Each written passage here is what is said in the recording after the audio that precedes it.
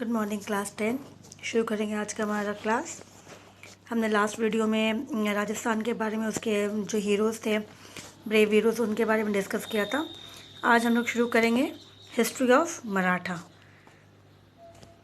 Now the rise of Maratha power was not the working of a single person.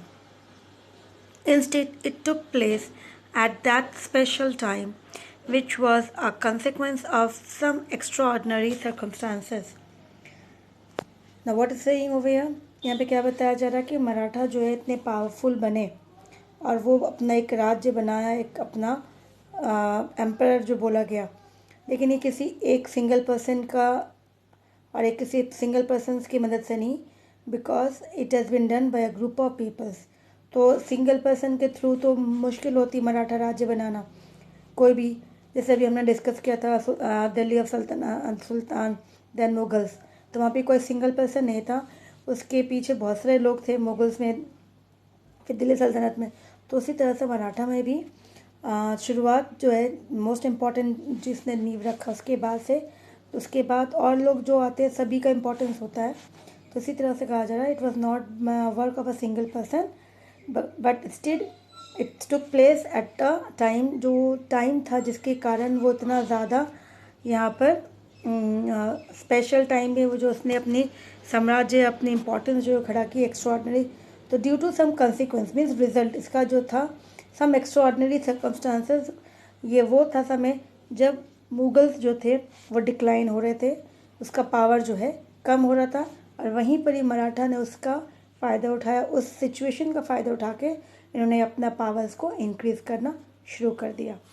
Now Deccan प्लेटो, अब ये मराठा राज्य इस कौन सी एरिया में है? Deccan plateau, which is situated in the south western part of India.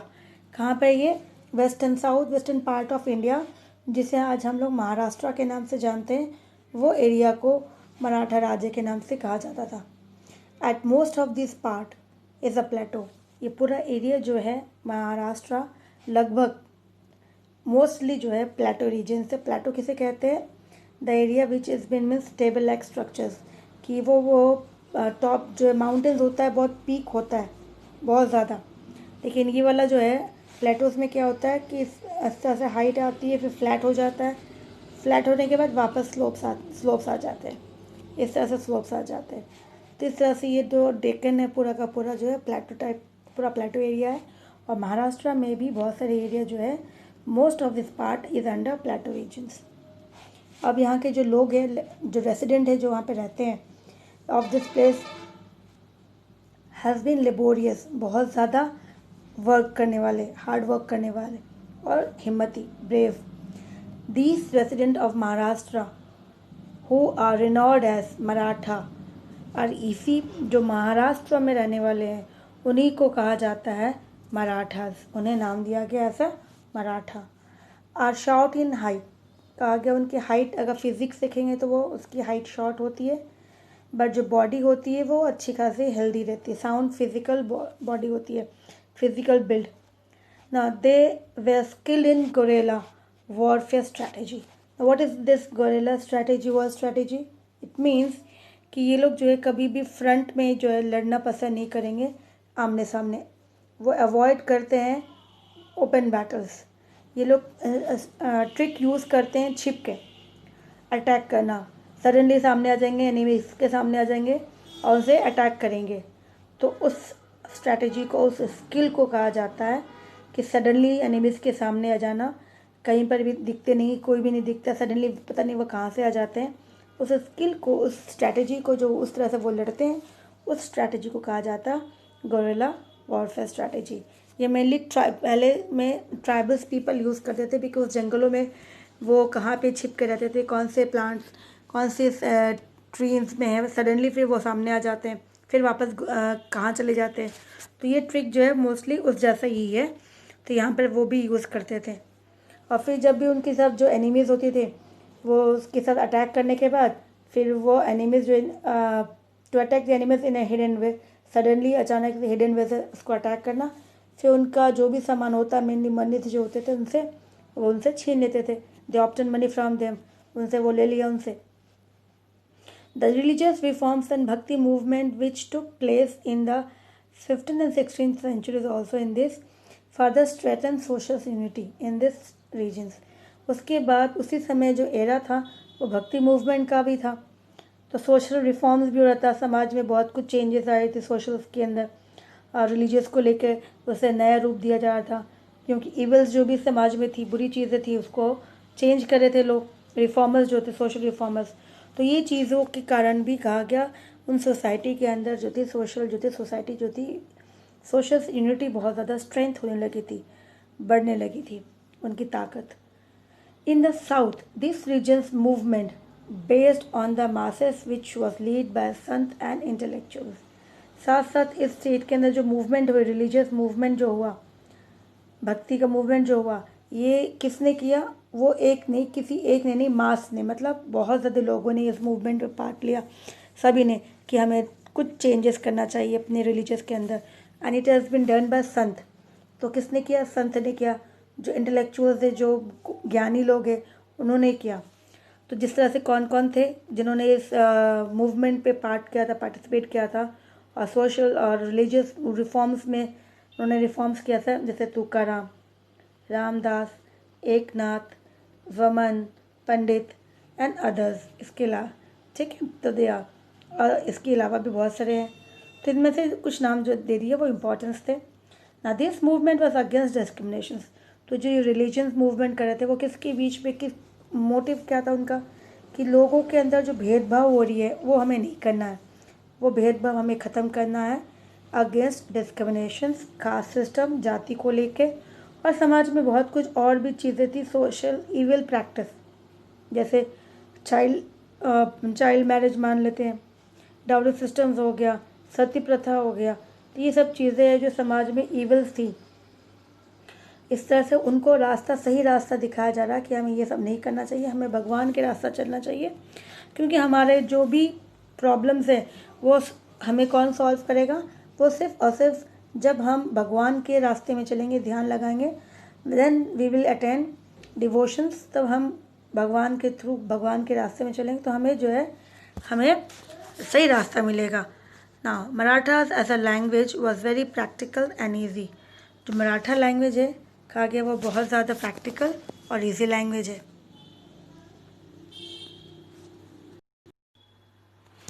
ना इसी तरह से मराठा कहा गया है, जो मराठी है, मराठा, महाराष्ट्र में मराठा जो लोग रहते हैं उसको मराठा बोलते हैं, और जो वो भाषा बोलते, जो लैंग्वेज बोलते हैं उसको मराठी बोलते हैं। तो कहा गया मराठी लैंग्वेज जो है वो देखा जाए प्रैक्टिकली बहुत ईजी लैंग्वेज है। अब हम मूव करेंगे छत्रपति शिवाजी के बारे में ना। छत्रपति शिवाजी, इनका जन्म कब हुआ? इनका जन्म हुआ, that was it born in 20 अप्रैल 1627 में। कहाँ पर हुआ? शिवनर फोर्ट के अंदर, ठीक है, ये महल था Shivneri fort. He was a son of, इनके पिता का नाम क्या था? शाहजी भोसले। ना उनकी माता का नाम था शाहजी भोसले। इसकी फर्स्ट वाइफ जो थी, फर्स्ट वाइफ जीजाबाई, इनकी पहली पत्नी थी ना। Jijabai was a Bijapur and Shahji was जो थे, ये कौन थे?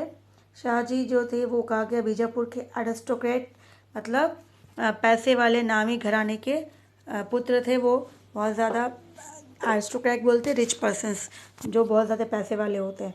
तो Shahji was a Bijapur aristocrat.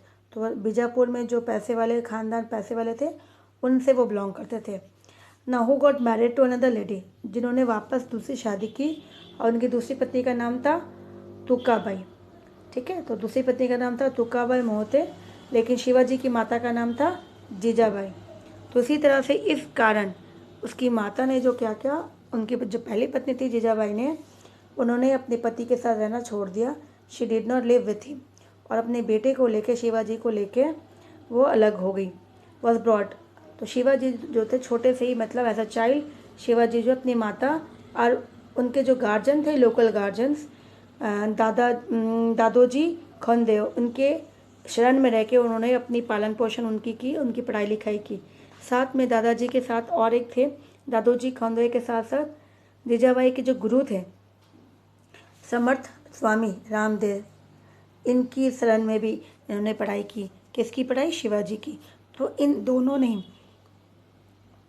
दादाजी खोंदेव एंड समरनाथ स्वामी रामदास ने, इन दोनों ने ही शिवाजी को अच्छी जो थी शिक्षा दी। साथ साथ हमेशा कि मातृभूमि की रक्षा करनी चाहिए, मातृभूमि के लिए हमें सब कुछ करना है, क्योंकि हम जो है मातृभूमि से ही जुड़े हैं। तो इन्होंने हमेशा उनको इंस्पायर किया। He learn military skill also, militaries में किस तरह से युद्ध करना है, युद्ध नीति कैसी होती है, ये चीज़ें उनको सिखाया गया। एक राजा को राज्य कैसे चलाना चाहिए, एडमिनिस्ट्रेटिव स्किल्स ये सिखाया किसने, दादोजी ने। तो इसी तरह से इनकी एजुकेशन और जो ट्रेनिंग थी इन दोनों ही ने ही किया। ना एट द एज ऑफ 12, जब वो 12 साल के हुए, Shivaji got the states of Pune from his father. तो उनके पापा ने, उनके पिता से उनको एक स्टेट मिला, एक मतलब स्टेट किसे बोलते हैं, जो बहुत बड़ा डिस्ट्रिक्ट जैसे मान लो एक होता है, एरिया होता है जहाँ पे वो आराम से, तो उस तरह से उनको एक बहुत बड़ा राज्य स्टेट मिला। तो पुणे वाला, जो पुणे बहुत बड़ा है, छोटा मोटा नहीं है, पुणे बहुत बड़ा एरिया, तो उसी तरह से उस चीज़ों को स्टेट के नाम से कहा जाता है। तो उसको जो पुणे उनके किसने दिया, उनके पिता ने दिया। तो फाइनली फर्स्टली इन 1646 में, तो कौन सी ईयर था, 1646 में, एट द एज ऑफ 19, तो शिवाजी को उसके पिता से जो भी उनको उनकी प्रॉपर्टी जो भी जागीर मिली, वो जब वो 12 साल के थे, और उनको कौन सा स्टेट मिला था, पुणे। लेकिन खुद के अपने बल पे at the age of 19, that is 1649 में, उन्होंने एक सेना तैयार की, छोटी सी सेना तैयार की, दैट वाज कॉमरेड, मतलब सैनिक। तो मावल कॉमरेड, मतलब मावल का मतलब हो गया कि जो नेटिव पीपल है, उस एरिया में जो लोग थे, उनके जो साथी थे, उन्हीं एरिया से बिलोंग करते थे। तो उन्हीं लोगों में से उन्होंने क्या बनाया, form a group of some Mavals. तो उन्हीं अपने एरिया में से, उन्हीं नेटिव पीपल्स में से उन्होंने कॉमरेड बनाया, एक सेना तैयार की। और उसके बाद उन्होंने क्या किया, ऑक्युपाइड तोरण फोर्ट। इस फोर्ट को, जो पुणे के पास ही था, सिचुएटेड नियर पुणे, इसके ऊपर कब्जा किया। किसके हेल्प से, मावल कॉमरेड्स की, जो उसने सेना तैयार की थी, उसकी मदद से उन्होंने सबसे पहला जो था अटैक तोरण फोर्ट पे किया और उन्होंने अपने कब्जे में लिया। फिर 1646 में इटसेल्फ ही ऑक्युपाइड, फिर उन्हें रायगढ़, उसके बाद उन्होंने चक्कन फ्रॉम बीजापुर। चक्कन जो था ये बीजापुर सुल्तान के अंदर था, मुगल्स के अंदर था बीजापुर। लेकिन उन्होंने उनसे भी, क्योंकि उन्होंने किसी जो गवर्नर्स होते हैं, क्योंकि जो मुगल्स में जो भी अलग अलग एरिया था, वो खुद रूल नहीं कर रहे थे, अलग अलग मिनिस्टर्स को रखा गया था। तो इसी तरह से चक्कन जो था वो बीजापुर सुल्तान के अंडर में था, और वो भी उन्होंने उनसे ले ली। सो इसी तरह से देखा गया कि धीरे धीरे 19 के बाद उन्होंने अपने आप अपना राज्य बढ़ाना शुरू कर दिया।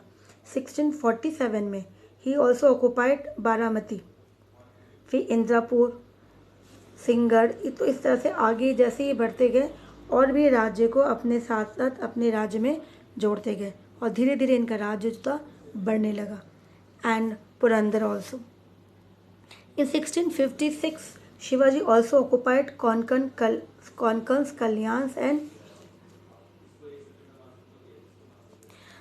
कल्याण एंड जवाली फोर्ट।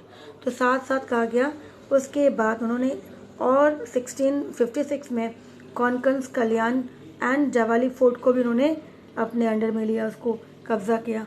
फिर 1656 में इटसेल्फ ही मेड रायगढ़। उसके बाद इतना सब होने के बाद उन्होंने रायगढ़ को अपना एक राज्य का कैपिटल घोषित किया कि Raigarh will be his capital. तो इसी तरह से उन्होंने अपना साम्राज्य मान लो उन्हें स्थापित की, his capital as Raigad. Now, being concerned by Shivaji's policy of extensions of empire, Bijapur Sultan sent his commander Afzal Khan to eliminate him. Now, अब जहाँ से देखा गया कि अब ये शिवाजी धीरे धीरे अपना राज्य बहुत बड़ा बना चुके थे, तो ये बहुत बड़ी चिंता की विषय थी किन के लिए, मुगल्स के लिए। तो बीजापुर के जो सुल्तान थे उन्हें बहुत ज़्यादा चिंता हो गया कि अब जो इस तरह से इनका जो राज्य इतना बढ़ रहा है, तो इन्हें अभी ही रोकना पड़ेगा। और इनको रोकने के लिए उन्होंने अपना कमांडर भेजा अफजल खान को। During the talk of alliances, Afzal Khan try to betray Shivaji, due to which Shivaji tore off his stomach using a बंगनक।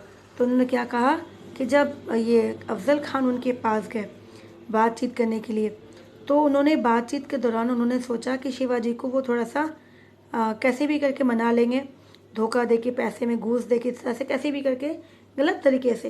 लेकिन शिवाजी थे, उन्हें बहुत गुस्सा आया, उन्होंने अपनी चाकू निकाली जो मोस्टली यूज़ कैरी करते हैं मराठास, और उसने क्या किया, उसके स्टमक में मार दिया।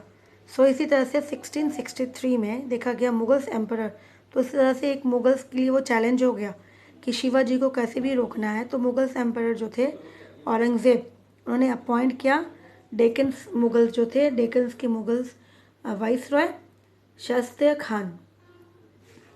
खान को अपॉइंट किया गया कि शिवाजी को हटाना है, नहीं तो प्रॉब्लम हो जाएगा बहुत। तो शास्त्री खान को जब उन्होंने अपॉइंट किया तो शास्त्री खान ने सबसे पहले ऑक्यूपाई किया पुणे, क्योंकि पुणे जो था शिवाजी को उसके पिता ने दिया था, सबसे पहला एरिया स्टेट था शिवाजी का। तो उनका बहुत बड़ा एक अच्छा खासा उनमें लगाव भी था, और वो एक एडमिनिस्ट्रेटिव देखा गया सेंटर था, एडमिनिस्ट्रेटिव सेंटर था शिवाजी का। तो शास्त्री खान ने सबसे पहले किसको कैप्चर किया, पुणे को कैप्चर किया। और बाद में तो यहाँ पे शास्त्री खान ने क्या किया, जब पुणे पे अटैक किया तो जो उसका शिवाजी का बहुत बड़ा एडमिनिस्ट्रेटिव सेंटर था, तो by shortly after the Shivaji attack Shastri Khan's camp, तो शिवाजी जो थे उनसे बदला लेना था अपनी, और इससे पुणे को उनके हाथ से छुड़ाना था। तो शास्त्री खान से बदला लेने उन्होंने क्या किया, शिवाजी ने उनकी कैंप में नाइट में ही, रात में ही उनके ऊपर आक्रमण किया गया, जहाँ पे शास्त्री खान को अपनी जान बचा के वहाँ से भागनी पड़ी। 7 साल उनका बेटा था, वो उनको गंवानी पड़ी, और उनकी 3 उंगलियाँ भी उस युद्ध में, रात में जो युद्ध हुआ उसके कारण उनकी 3 उंगलियाँ भी कट गई। And angered by all this activities, तो जिसके कारण देखा जाए शिवाजी ने तो अपने जो था उनसे ले लिया वापस। शिवाजी लूटेड अगेन सूरत, तो शिवाजी ने उनसे वापस, जो सूरत जो था वो मुगल्स के अंडर के लिए, जैसे पुणे था शिवाजी के लिए, तो सूरत जो था वो मुगल्स के लिए बहुत ही इम्पॉर्टेंट एरिया था। तो शिवाजी ने सूरत को लूटा एंड उसने वापस, इसके कारण मुगल्स जो थे और ज़्यादा गुस्सा हो गए, बहुत ज़्यादा। तो औरंगज़ेब ने फिर वापस क्या किया, फिर दूसरी मिनिस्टर्स को भेजे अलग अलग, ताकि उनको कैसे भी करके शिवाजी को उन्हें रोकना था। तो औरंगज़ेब ने किसको भेजा, his minister king of Amer, Mirza Jaisingh and Diler Khan, इन दोनों को भेजा गया ताकि उन्हें किसे पकड़ना था, शिवाजी को। Mughals army occupied several forts of Shivaji, तो ये जब गए तो वहाँ पे मुगल सेना जब गई तो शिवाजी की बहुत सारी जो फोर्ट थी, महल थी, उनको उन्होंने कब्जे में ले लिया। तो जब देखा बीइंग हेल्पलेस कि अब इनसे लड़ना, अब इतने लोगों के साथ लड़ने से तो अच्छा है कि हमें उनसे बात करने ज़्यादा बेटर है। तो शिवाजी ने फिर उनसे बात करने की कोशिश की कि हम बात करते हैं, बात करके इसका हल निकालते हैं। तो उन्होंने एंट्री की इन द ट्रीटीज़ कि उनके साथ बैठ के बात करेंगे, ट्रीटी करेंगे, समझौता हल निकालेंगे। तो उन्होंने समझौता किसके साथ, जय सिंह के साथ, इन द ईयर 1665 में, जिसे ट्रीटी ऑफ पोरबंदर के नाम से कहा जाता है। ठीक है, तो ट्रीटी ऑफ पोरबंदर किसके बीच में हुआ था, शिवाजी एंड जय सिंह के बीच में हुआ था ना। इस ट्रीटी में क्या लिखा गया था, इस समझौते में क्या बात हुई थी, इस ट्रीटी में कहा गया था सबसे पहले कि शिवाजी के पास टोटल 35 फोर्ट थी।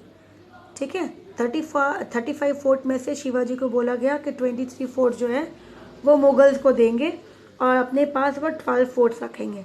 अपने पास कितने रखेंगे, 12 फोर्ट्स, ये पहला। दूसरा था कि शिवाजी एल्डर सन जो थे, जो बड़ा बेटा था शिवाजी का, शांबाजी, उनको अपॉइंट किया गया एज अ पंच हजारी मनसबदार, ये पोस्ट दिया गया उनको, उनके बड़े बेटे को। तो ये थी समझौते की। फिर बाद में जय सिंह ने उनको कन्विंस किया शिवाजी को कि वो मुगल्स की कोर्ट में एक बार जाए, उनके दरबार में जाए आगरा में, और एक बार जाके मुगल्स जो औरंगजेब थे उनसे मिले। जय सिंह टोल्ड हिम, और उनको ये भी कहा गया जय सिंह ने कि अगर वो जाएंगे, उनसे बात करेंगे तो उन्हें सूबेदार बना दिया जाएगा, साउथ, कहाँ का, साउथ का, साउथ इंडिया में उनको ऐसा सूबेदार बना दिया जाएगा। सो इन मई 1666 में शिवाजी जो थे विजिट करते हैं जाके, और उनके कोर्ट में, औरंगज़ेब के कोर्ट में जाते हैं उनसे बात करने के लिए। लेकिन वहाँ पे जाने के बाद देखा गया कि उनके साथ जो है मिसबिहेव किया गया, और साथ साथ इस तरह से बिहेव किया गया जैसे कोई लोअर पोस्ट के होते हैं, लोअर ग्रेड के होते हैं लोग जो काम करते हैं, तो उसी तरह से उनके साथ वैसा ट्रीटमेंट किया गया और साथ साथ बाद में उसको बंदी बना दिया गया। तो intern and he was also intern, मतलब उसको प्रेजेंट बंदी बना दिया गया। ठीक है, तो उनके साथ देखा गया कि धोखा हो गया, क्योंकि उनको बोला गया था जय सिंह ने कि अगर वो जाएंगे तो उनको क्या बना दिया जाएगा, सूबेदार। तो जिसके कारण शिवाजी उनके कोर्ट में गए थे, लेकिन ऐसा कुछ भी नहीं हुआ, जिसके कारण इन नवंबर 1666 ही सेक्रेटरी वेंट अवे। उन्होंने अपने आप को वापस उस कैदी से, जेल खाने से उनको अपने आप को निकालना था। तो इसी तरह से उन्होंने सीक्रेटली उस प्रिजन से, उस कैद से अपने खुद और अपने बेटे दोनों वहाँ से निकल के अपने घर पहुँच गए सेफली। तो ये कब हुआ, 1666 में। अब ये यहाँ पे रॉयल कोर्ट में कब गए थे, मई में गए थे, और वहाँ से निकले कब, नवंबर में। तो मतलब जून, जुलाई, अगस्त, सितंबर, अक्टूबर, नवंबर, दैट इज़ 5 मंथ वो उसके प्रेजेंट में थे। लेकिन 5 मंथ के उसी बीच उन्होंने बहुत सारी प्लानिंग की, और जिसके कारण वो वहाँ से निकलने की जो थे उनकी कोशिश, वो कामयाब हुई। अब वहाँ से निकलने के बाद जब वो अपने घर पहुँचे ही सेफली, नेक्स्ट ईयर उन्होंने क्या किया, औरंगज़ेब ने, कि इन्हें तो रोक नहीं सकेंगे, तो उन्होंने क्या किया, औरंगज़ेब ने शिवाजी को टाइटल दिया as a king and grant him, कि ये राजा है, और उनको स्टेट, कौन सा स्टेट दिया, state of Berar. Shivaji maintain peace for 2 years। उसके बाद शिवाजी चुपचाप 2 साल तो बैठे रहे, मतलब कि उनसे झड़प नहीं, लड़ाई नहीं करनी है, जो होता है ठीक है, लेकिन बाद में कि वो कब तक इस तरह से चुपचाप रहेंगे, कब तक इनसे लड़ाई नहीं लड़ेंगे। तो 1670s में ही इन्होंने रिवॉल्ट किया, और जितनी सारे महल, दैट इज़ 23 महल जो थे मुगल्स ने उनसे लिया था, इन्होंने वापस सब उनसे ले ली, उनसे युद्ध करके उनसे वापस ले ली, रीऑक्युपाई कर लिया, हैज़ बिन ऑक्युपाइड, जो मुगल्स ने ले लिया था।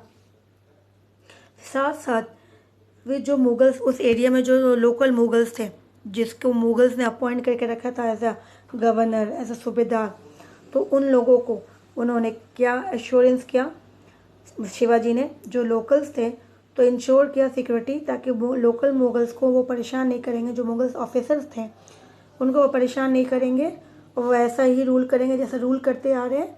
लेकिन उनके बीच में एक एग्रीमेंट हुआ जिसमें लिखा गया कि उनको वो, तो यहाँ पे क्या बताया गया कि उनको लोकल्स के साथ जो एग्रीमेंट हुई, एग्रीमेंट में ये था कि वो जो भी कलेक्ट करेंगे, चौथ मतलब जो रेवेन्यू है, 1/4 पार्ट जो है वहाँ से वो कौन लेगा, शिवाजी उनके एरिया से कलेक्ट करेंगे, कितना, 1/4। तो 1/4 जो पार्ट रेवेन्यू से वो कलेक्ट करेंगे। इसके लिए जो लोकल्स थे वो उनकी बात मान गए। उसके बाद इन 1670s ही लूटेड सूरत अगेन, फिर से उन्होंने सूरत को लूटा। एंड इन 1674 रायगढ़ फोर्ट में शिवाजी ने अपने आप को इंथ्रोन किया एज अ इंडिपेंडेंट किंग्स, कि वो अब एक इंडिपेंडेंट किंग है, वो किसी के अंडर में नहीं है, वो एक स्वाधीन राजा है और राज्य चलाएंगे। और अपना टाइटल यूज़ किया गया, एज्योर किया गया title as a Chhatrapati Shivaji. ठीक है, तो शिवाजी जो थे उनकी डेथ हुई 1680s में। एट दैट टाइम कहा गया मराठा जो था वो बहुत अपनी ऊंचाई में पहुंच चुका था।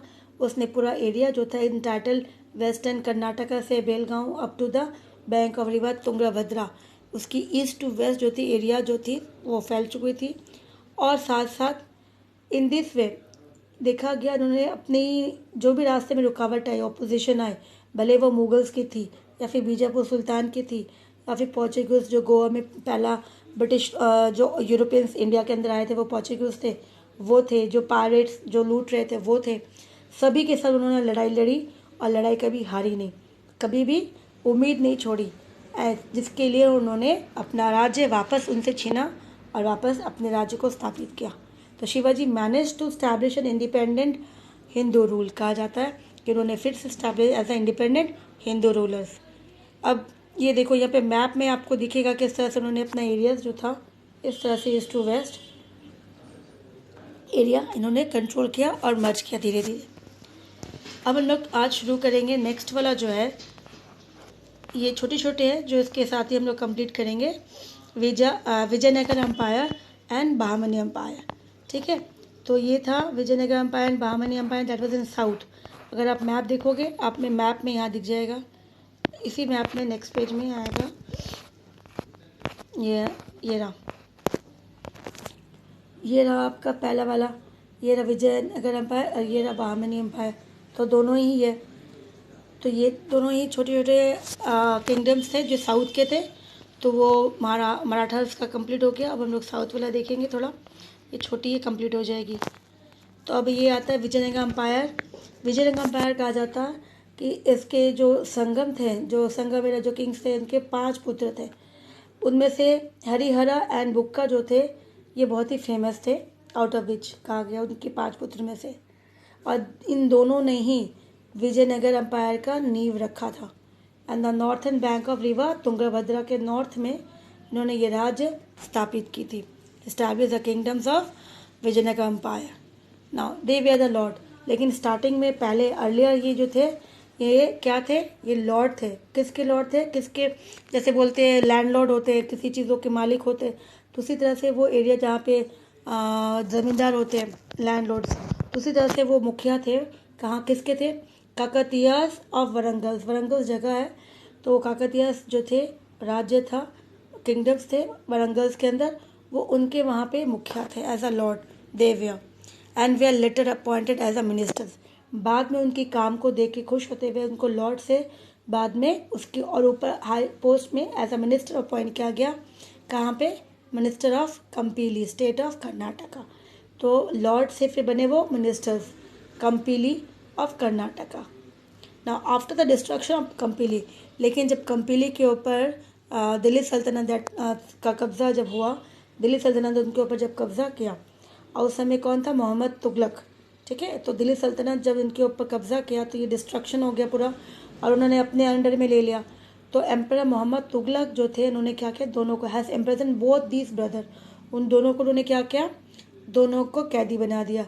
एंड दे वर रिलीज, लेकिन बाद में फिर उनको छोड़ दिया गया। तो किसने बनाया दोनों को बंदी, मोहम्मद तुगलक ने, जिन्होंने जिसके साथ कंपनी, जिसको उन्होंने डिस्ट्रक्शन किया, जिसके कारण बाद में जब ये इनको छोड़ा गया, लेकिन किसके through, because of the effort of the गुरु, उनके जो गुरु थे विद्यानारायण, उनकी वजह से इन्हें छोड़ा गया। और बाद में क्योंकि जब ये मोहम्मद तुगलक ने जब इनको प्रेजेंट में लिया था, तो उनका धर्म परिवर्तन कर दिया था। ठीक है, तो धर्म परिवर्तन कर दिया गया था। फिर बाद में जब उनके गुरु ने उनको जब रिलीज़ किया, उस वहाँ से जब उनको आज़ाद करवाया, तो फिर से उनकी प्यूरिफिकेशन की गई, मतलब उनकी शुद्धिकरण करवाया गया, और फिर से उन्हें एज अ हिंदू धर्म में लाया गया। तो इसी तरह से एंड द स्टैब्लिश के बाद उन्होंने स्टैब्लिश किया एज ए इंडिपेंडेंट, फिर उन्होंने अपना राज्य स्थापित किया था, विजयनगर एम्पायर, विच शॉर्टली, जो बाद में कुछ समय के बाद वो बहुत फेमस पावरफुल एम्पायर बना साउथ इंडिया के अंदर, और जिसे आज भी उसे वर्ल्ड हेरिटेज के अंदर रखा गया है। It was a capital, today it's capital Vijayanagara can be identified from the remains, जो रिमेन्स है, जो टूटी फूटी जो चीज़ें हैं, हम्पी, उसी का ये अंश है, और जिसके कारण उसको रिकॉग्नाइज किया गया as a world heritage protection site के अंदर, यूनेस्को के अंदर। तो इसी तरह से Vijayanagara empire is very famous and it has been also been recorded in UNESCO, world heritage site है। अब जिसके बाद, अब ये जब दोनों भाइयों ने मिलकर जब इसने स्थापना की थी किसकी, विजयनगर एम्पायर की, तो हरिहरा वॉज इनथ्रोन। तो कौन सा भाई राजा बना, हरिहरा। और उसके बाद बनने के बाद उन्होंने आसपास के एरिया उनको उन्होंने कैप्चर किया, एनेक्स किया, मतलब कब्जे में लिया युद्ध के थ्रू। तो उन्होंने एंटायर होशियार रीजन्स उसमें उसको अपने अंडर में लिया और विजयनगर के साथ मर्ज किया। फिर Bukka become the successor of his brother. इनके बाद, इनके मरने के बाद, हरिहरा के बाद उनका भाई जो था बुक्का, वो बन गया सक्सेसर, राजा बना इन द ईयर 1346 में। फिर उन्होंने रूल कब तक की, ही रूल टिल 1377 तक। फिर बुक्का ने भी एक्सटेंड, अपना एम्पायर को एक्सटेंड किया, बड़ा बनाया। कहाँ से कहाँ तक, to the south, entire south India, नीचे तक साउथ इंडिया तक उन्होंने अपने एरिया को बड़ा किया। रामेश्वरम टेम्पल, रामेश्वरम तमिल, चेरा रीजन्स, ये सारा एरिया जो था उन्होंने किसने एक्सटेंड किया, उनका दूसरा भाई जो था बुक्का, उन्होंने किया। ना हरिहरा सेकंड, ये हरिहरा सेकंड है, ठीक है। तो Harihara second was a successor of Bukka. Bukka के बाद कौन आया, हरिहरा सेकंड आया, वो बना राजा। और उनके राज में भी जब ही बिकम द किंग, तो ड्यूरिंग हिज रीजन्स ही कन्फ्रंटेड मुस्लिम्स रूलर, उन्होंने मुस्लिम्स रूलर को रोका ताकि वो आगे ना बढ़े, उनके राज्य में ना आए, उस एरिया के अंदर वो दिखे नहीं, तो उनको रोकने के लिए इन्होंने बहुत कुछ किया। And he was a worshipper of, तो हरिहरा जो थे वो हरिहरा सेकंड जो थे वो worshipper of Virupaksha, that was Lord Shiva, Lord Shiva को मानते थे। उसी के रीजन्स में हरिहरा सेकंड के टाइम में ही विजयनगर अम्पायर का आगे एक्सटेंड हुआ south India, including Mysore, Banaras, Tiruchirappalli and Kanchipuram, इस तरह से एरिया उन्होंने स्टैब्लिश की, अपने अंदर मर्ज किया। Now just like Harihara second, Harihara second के जैसे ही Devaraya first was also defeated by the Bahmani sultan, तो हरिहरा और उसके बाद देवराया सेकंड जो थे वॉज ऑल्सो डिफीटेड। किस, इनको कौन डिफीट किया, बहामनी जो सुल्तान थे, इनके नेबर जो थे, इनके नेबर, उन्होंने उनके साथ डिफीट की, क्योंकि दोनों का बाउंड्री जो था वो दोनों शेयरिंग करते थे, तो दोनों में आपस में हमेशा कॉन्फ्लिक्ट होती थी एरिया को लेके, एक दूसरे के ऊपर कब्जा करने के लिए। तो उसी तरह देवराया वॉज डिफीटेड बाय बहामनी सुल्तान। ना बुक्का सन जो थे, बुक्का के जो बेटे थे देवराया सेकंड, उन्होंने भी रूल किया 1422 से 1426 तक, और उनको नाम दिया गया, he gain the title of Gajabakka, that was the hunter of elephant. गजा, जो गजा जैसे बोलते हैं, जैसे से वो गणेश और उसको बोलते हैं, एलिफेंट्स को बोला जाता है, तो गजा बदकर means the hunter of elephant. So in order to confront the Bahmani empire, Bahmani empires को रोकने के लिए फिर इन्होंने पहली बार कहा गया, इन्होंने मुस्लिम्स को रिक्रूट किया अपनी सेना के अंदर। तो फर्स्ट टाइम ये था जब उन्होंने मुस्लिम्स को रिक्रूट किया था अपनी सेना के अंदर। फिर इटालियन ट्रैवलर्स जो उसके राज्य में आए थे, Nicholas de Conti and Persian ambassadors Abdul Razzaq, ये जब विजिट किए थे विजयनगर अम्पायर, तो उन्होंने जब वापस गए तो इनके बारे में कि ये राज्य कैसा था, किस तरह से रूल करते थे, they have write down everything. So in this period Vijayanagara empire had extended up to the sea coast, from that कहा गया कहाँ तक है, श्रीलंका, साइलन में सी कोस्ट, नीचे श्रीलंका, वहाँ तक फैली हुई थी राज्य। The last ruler of this empire was Mallikarjuna and Virupaksha, ये दो लास्ट रूलर थे विजयनगर एम्पायर के रेस्पेक्टिवली, ठीक है। अब आता है नेक्स्ट, हमारा आता है बहामनी एम्पायर्स, जो अभी हम लोग डिस्कस कर रहे थे। तो ये देखो यहाँ पर दोनों ही एम्पायर जो है, दोनों किंगडम्स जो थे वो अपनी बाउंड्री शेयर करती है। तो ये रहा ऊपर वाला बहामनी और ये रहा विजयनगर। तो इस तरह से दोनों का बाउंड्री शेयरिंग करता था, जिसके कारण इन दोनों के बीच में हमेशा कॉन्फ्लिक्ट्स होती रहती थी, युद्ध, लड़ाई, जो भी बोलो। नाउ नेक्स्ट हम लोग डिस्कस करेंगे बहामनी एम्पायर। तो in the south the Bahmani empire and dynasty was founded by Muhammad Tughlaq. तो इस डायनेस्टी को किसने इस्टेब्लिश किया था, मोहम्मद तुगलक जो थे दिल्ली सल्तनत के, उनके जो ऑफिसर्स थे, ठीक है, जो उनको उन्होंने गवर्नर अपॉइंट किया था, अलग अलग सूबेदार बना कर रखा था, तो उन्हीं में से उनका एक जो ऑफिसर था हसन, जिसको उसको पहले जफ़र शाह के नाम से बोला जाता था, हसन, इन्होंने ये राज्य स्थापित की। तो ही ऑब्टेन द फेवर, तो इन्होंने किस तरह से ऑब्टेन किया, इन्होंने जब अमीर जो मिनिस्टर्स थे उसकी कोर्ट के अंदर, उनकी मदद से उन्होंने अपना खुद का एक राज्य इस्टेब्लिश किया, his kingdom by taking advantage, क्योंकि इस तुगलक के समय में बहुत लोगों ने रिवॉल्ट करना शुरू कर दिया था, विद्रोह करना शुरू कर दिया था, तो जिसके कारण उन्होंने उसका फ़ायदा उठाया और इन्होंने साउथ में अपना अलग से राज्य स्थापित कर दिया। तो किसकी मदद से, with the help of the amir, means the ministers जो भी थे उनकी हेल्प से। He was the descendant of brave Persian warrior Bahman, कहा गया ये जो थे शाह हुसैन जो थे, ये इनके जो डिसेंडेंट के जो पूर्वज थे वो कौन थे, पर्शियन के वॉरियर सोल्जर्स थे, योद्धा थे, बहमान। तो इसी तरह से ये बहमान डायनेस्टी उन्होंने स्थापना किया। So he took the title of Alauddin Bahman Shah. तो इसी तरह से उन्होंने अपने पूर्वजों का नाम उनका लेके उन्होंने अपना नाम रखा, सरनेम टाइटल रखा Alauddin Bahman Shah. So at the time of his death 1358 में जब इनकी डेथ हुई थी, हिज अम्पायर हैज़ एक्सटेंडेड, कहा गया इनके अम्पायर जो एक्सटेंड कहाँ तक किया, from Penganga in the north up to the river Krishna in the south and from Goa in the west up to Bhongir in the east. तो पैन गंगा जैसे गोदावरी को कहा जाता है, तो वहाँ से नॉर्थ में और साउथ में कृष्णा नीचे आ जाता है वहाँ तक। फिर अगर वेस्ट में जाएंगे तो वेस्ट में गोवा और ईस्ट में जाएंगे तो बोंगीर। तो इसी तरह से अपना अच्छा खासा राज्य उन्हें जो है इस्टेब्लिश किया। तो यहाँ पे मैप में देखोगे आप, ये रहा पूरा, ये रेड वाला दिख रहा है आपको इस तरह से। तो ये नॉर्थ हो गया, ये साउथ हो गया, ये वेस्ट हो गया और ये ईस्ट हो गया। तो इस तरह से इस एरिया को उन्होंने इस्टेब्लिश किया। तो उनका वो बाउंड्री एरिया बताया जा रहा है, ठीक है। तो इसी तरह से उन्होंने अपना एरिया एक्सटेंड किया। The western frontiers of Vijayanagara border Bahmani kingdom. तो जो उनका वेस्टर्न फ्रंटियर था वो किसके साथ शेयरिंग करते थे, वो विजयनगर का जो वेस्टर्न फ्रंटियर था वो बहामनी का भी था, क्योंकि दोनों का मोस्टली एक दोनों को शेयरिंग कर रहे थे, नेबर थे वो। So therefore both of this kingdoms remain in conflict with each other. तो जिसके कारण दोनों ही राज्य जो थे हमेशा कॉन्फ्लिक्ट, उनके बीच में झगड़े होते रहते थे। So the issue of gaining victory, क्योंकि दोनों ही चाहते थे एक दूसरे के ऊपर कब्जा करके रूल करना और अपना बड़ा राज्य स्थापित करना। तो इसी तरह से इनके बीच में ये चलती रहती थी। तो इनका जो टू नेबरिंग फोर्ट जो था, कौन सा फोर्ट था, फोर्ट था मुदगल एंड रायचूर।